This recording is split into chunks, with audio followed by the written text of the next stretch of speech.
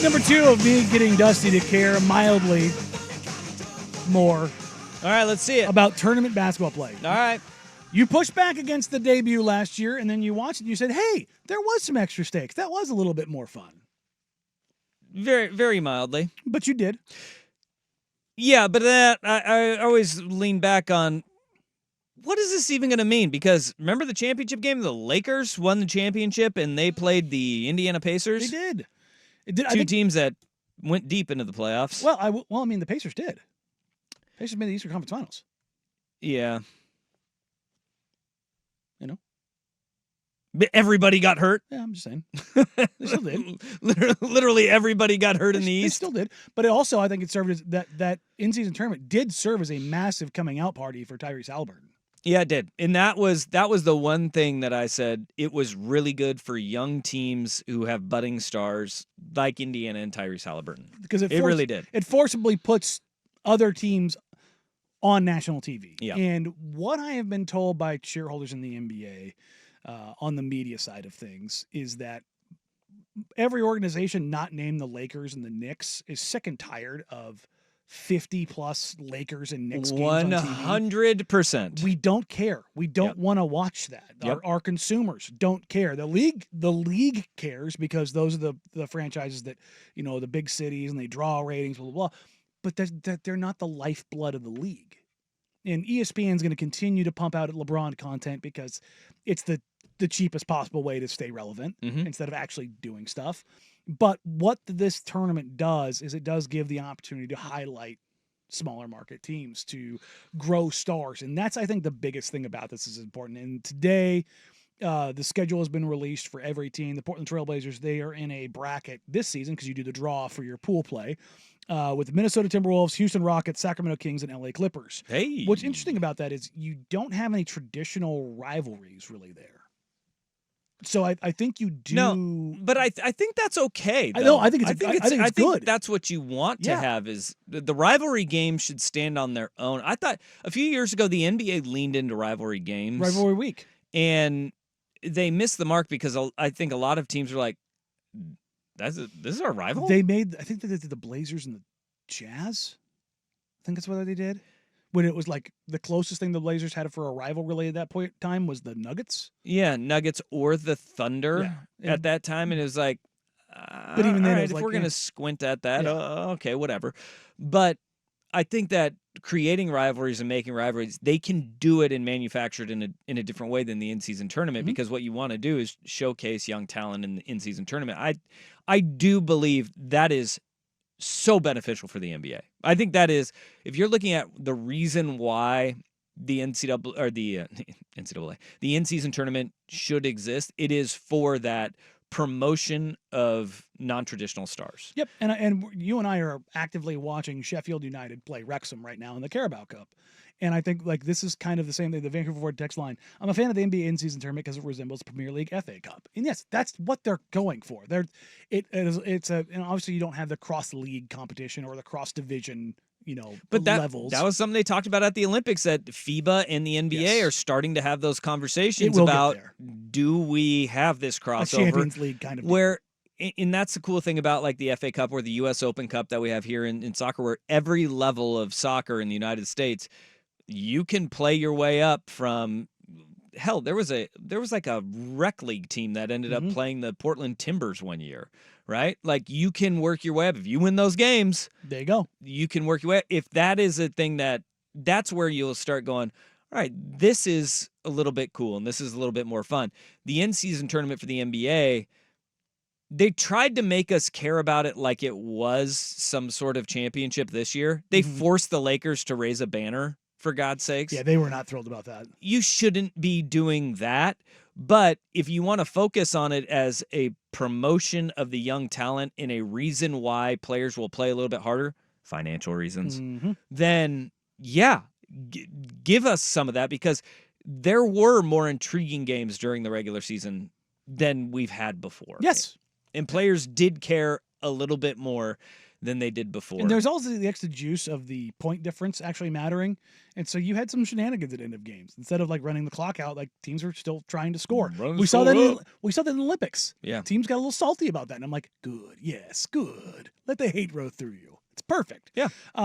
So the Blazers will play 4 games from November 12th through December 3rd. November 12th against Minnesota, the 22nd against Houston, 29th against Sacramento, and the 3rd against the Clippers. And obviously the winner of the pool plays he moves on. I would imagine those are good teams that they're yeah, the worst team they're going to play in there is probably Houston, and they're probably going to make a playoff little run there. They're going to make a run for the 8 seed this year. Yeah, or a play-in seed. The other groups in here are Oklahoma City, Phoenix, San Antonio, LA, Lakers, and Jazz, and then the Nuggets, Pelicans, Grizzlies, Mavs, and Warriors. Notice how when I rattled that off, it was like, wow, all 3 of those groups sound really tough. Mm-hmm. That's because the West is a bloodbath. It is. And which is why the Blazers will not win many games this year.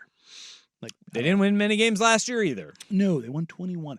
The line has gone up to 22.5, and I can't touch that.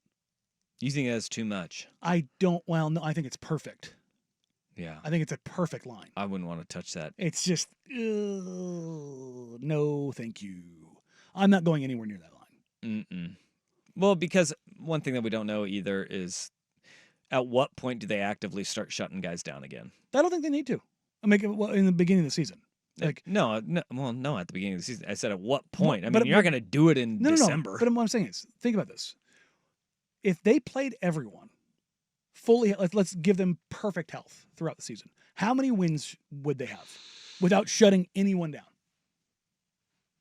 I honestly believe like they would be somewhere around like 27 or 28. Okay. I think that's where. Let's just say 30, just so it's a nice round number. Yeah, I think and I think that'd be okay. Okay, so if that's the case, unless they win 30 of their first 50 games, how many games do you really need to shut them down for? Well, you know what I'm saying? Like at least 5 or 6. But right? but you see what I'm saying? Like they even if they're healthy, unless they go on an absolute tear in the first 3 months, they're not gonna win that many games. No. They still lack shooters. And then you just steer into the skid to make sure, because there's going to be 7 or 8 teams that are going to egregiously tank. Lack depth. And that's going to be the interesting part, is how many teams from the get-go are going to be turning it into the side of the mountain, right? Yes. Because with Cooper Flag on the line, you can look at the NBA and you can say, all right, which teams are going to be in that position to do that? Detroit is going to do it again. Portland's going to do it. Washington. Utah. Brooklyn. Oh, no, Brooklyn's intentionally and maybe Charlotte. They're just going to be bad. Yeah. There's 7, but I think there's 7 teams that are guaranteed. But you look at that and you say, Charlotte is a team that they will intentionally do it. Like they're going to get to the point where they're like, hell, if we're this bad anyways, let's really go down. And then there'll be 1 or 2 teams that has injuries. And so there's going to be 7 teams that are absolutely doing it, and there's going to be 2 more teams that go, screw this, we're out. Where do we sit on Toronto? They're another team that's going to be bad. I mean, but intentionally, just how early do they turn it off? Because they could be one of those sleepers that they just go, yeah, side of the mountain. Yeah, I think it's going to be pretty natural. Like, look, if your core is R.J. Barrett, Emmanuel Quickley, Scotty Barnes, like. And Jakob Poeltl. If you want to say that Scotty Barnes is your building piece. Grady Dick. All right. Grady Dick. Yeah. Jeez. Yeah. So. I think the Blazers beat that team.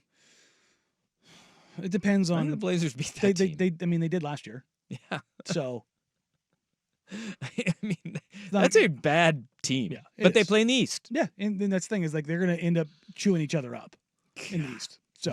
Just falling into wins.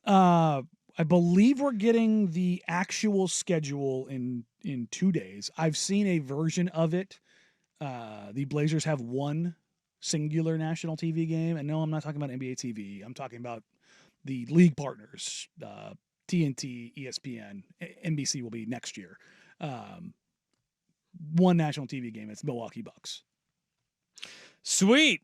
So unless Can't wait for that one. Unless something has changed, that is the only national TV game they have. The whole country will be able to see Damian Lillard, Giannis just beat the Blazers over the head. Hey, remember that they won that game here? They sure did.